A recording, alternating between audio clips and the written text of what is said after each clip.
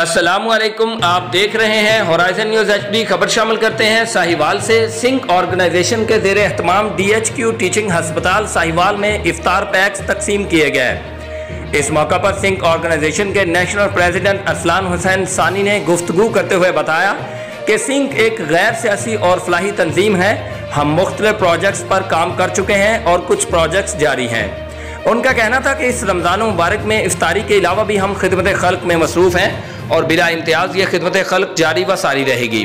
President Sahiwal Singh Moiz Daniyal ने कहा है कि इस कार्य खैर में ज़्यादा से ज़्यादा हिस्सा लें और अपने अतियात व सदक़ात हमारी ऑर्गेनाइजेशन में जमा करवा के इस मुबारक महीने में सवाब कमाएँ। मज़ीद कहा कि हमारी ऑर्गेनाइजेशन के फेसबुक पेज पर रब्ता करके अपने अतियात जमा करवा सकते हैं।